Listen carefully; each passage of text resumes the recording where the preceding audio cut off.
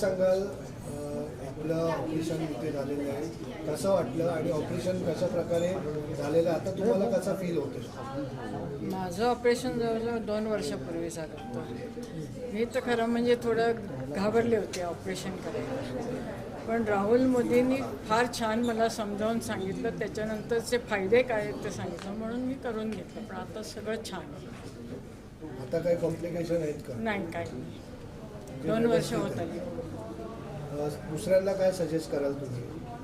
त्यांनी ऑपरेशन जरूर करून घ्यावं. त्यांनी खूप फायदे आहेत. मला आधी चालताना खूप त्रास व्हायचा, पण आता मी छान प्रकारे चालते, बाहेर फिरू शकते.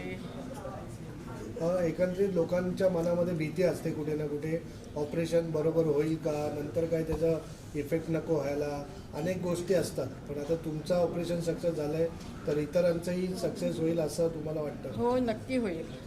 तर यायला पाहिजे लोकांनी, नक्की यायला पाहिजे. ते काउन्सिलिंग, डॉक्टर राहुलमध्ये काउन्सिलिंग पण छान करतात. का तुम्ही ऑपरेशन करून घ्यायला पाहिजे, छान प्रकारे समजावून सांगितलं मला, म्हणून मी तयार झाले. Thank you sir. हाँ चलिए सबसे पहले तो अपना एक इंट्रोडक्शन दीजिए और ये कपाड़िया हॉस्पिटल के बारे में थोड़ा बताइए। जी नमस्कार, मैं doctor Rahul Modi, orthopaedic robotic knee replacement surgeon हूँ। मैं Kapadia multi speciality hospital Goregaon west का ओनर हूँ और हमने यहाँ पे अभी रोबोटिक नी रिप्लेसमेंट सर्जरी शुरू की है। ये जो रोबोटिक सर्जरी है ये किस तरह क्या डिफरेंस है इसमें और किस तरह से आप सर्जरी करते हैं? सो रोबोटिक नी रिप्लेसमेंट सर्जरी में रोबोट का हाथ है कि घुटने का जो पार्ट खराब हुआ है उसको हम टाइटेनियम के इम्प्लांट से चेंज करते हैं। रोबोटिक 2 चीज़ करता है, एक आपका पेन कम करता है, दूसरा सर्जरी में प्रिसिशन बढ़ाता है। इसके वजह से ऑपरेशन के बाद रिकवरी बहुत फास्ट होती है, नी अच्छे से बैलेंस हो सकता है, जिसके वजह से हम आगे जाके स्क्वाट भी कर सकते हैं और पालथी भी मार सकते हैं।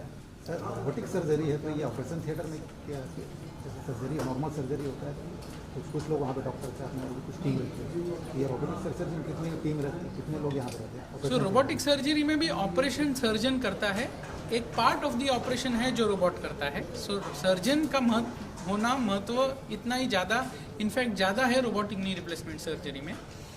हमारे साथ हमारे एक असिस्टेंट डॉक्टर कभी कभी रहते हैं, साथ में 2 जन और सर्जरी में हमको मदद करते हैं, और ऑपरेशन थिएटर में उसके आसपास 3 और जन रहते हैं। एक भूल के डॉक्टर मतलब एनेस्थीसिया के डॉक्टर रहते हैं। सो कुल मिला के 8 से 9 जन ऑपरेशन के टाइम पे आपके साथ ऑपरेशन थिएटर में रहेंगे। और ये कितना खर्चा आता है और क्या बेनिफिट पर मिल जाता है कॉमन? सो रोबोटिक नी रिप्लेसमेंट से का सर्जरी का कॉस्ट सिर्फ 10% ज़्यादा है नॉर्मल नी रिप्लेसमेंट सर्जरी से। सो रोबोटिक और नॉर्मल में बहुत ज़्यादा फर्क नहीं है, जबकि एडवांटेज बहुत ज़्यादा है। सो वो 10% कॉस्ट डिफरेंस के वजह से आपकी घुटने की लाइफ और आपका पेन दोनों में ही फ़र्क पड़ जाएगा। एज बार क्या होती है, एज कब तक कर सकते हैं, एज होती है ना एक एज?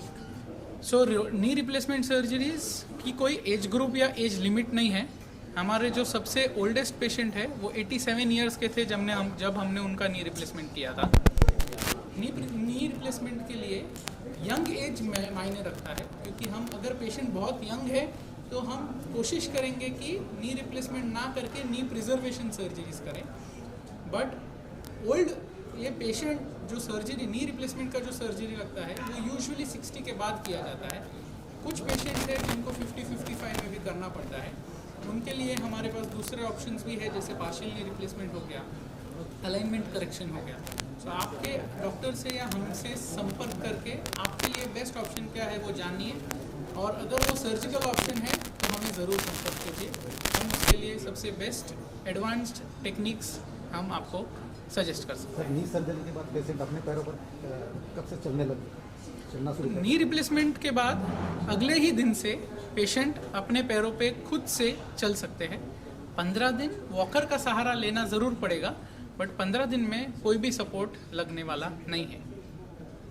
प्राइस की बात करना, सॉरी अपना गरीबों की बात करें, गरीब लोग होते हैं जो जो नॉन अफोर्डिंग पेशेंट्स हैं उनके लिए भी ये रोबोटिक नी रिप्लेसमेंट सर्जरी, मैं ये मानता हूँ कि जस्ट बिकॉज पेशेंट के पास पैसा नहीं है, उनको अफोर्डेबल हेल्थ केयर या क्वालिटी हेल्थ केयर नहीं मिलना चाहिए, ऐसा होना नहीं चाहिए। तो जो पेशेंट्स है, हमारे पास महीने में एक बार एक सर्जिकल कैंप होता है जहाँ पे हम यही same surgeries free of cost भी करते हैं। कोई कॉम्प्रोमाइज़ नहीं होता ना कि ताकि कोई कॉम्प्रोमाइज़ नहीं होता। सर्जन मैं ही हूँ, हमारा हॉस्पिटल सेम है, जो जॉइंट लगने वाला है वो सेम है, जो टेक्निक है सर्जरी का वो सेम है, पर वंस अ मंथ हमारे यहाँ पे कम रेट में सर्जरीज फ्री ऑफ कॉस्ट होती है। आपका स्लोगन जब हम फ्री ऑफ कॉस्ट बोलते हैं, मतलब कि जो भी स्टैंडर्ड इम्प्लांट का और दवाई का खर्चा लगता है, बस वही पेशेंट को भरना है, बाकी कोई कॉस्ट नहीं लगेगा। आपका स्लोगन क्या है? हमारा स्लोगन ये है कि जिन्होंने हमें चलाया, आज आओ उन्हें चलाए। सो जो बच्चे लोग उनके माँ बाप के लिए ये देख रहे हैं, उन्होंने जब आप छोटे थे आपको चलाने का, उन्होंने आपको चलाया था, चलना सिखाया था, आज आपके पास वो चांस है कि जब वो नहीं चल पा रहे तो आप उनको ये नई जिंदगी दे, नए घुटने दे और नई चलने की उम्मीद दे। Thank you sir. धन्यवाद।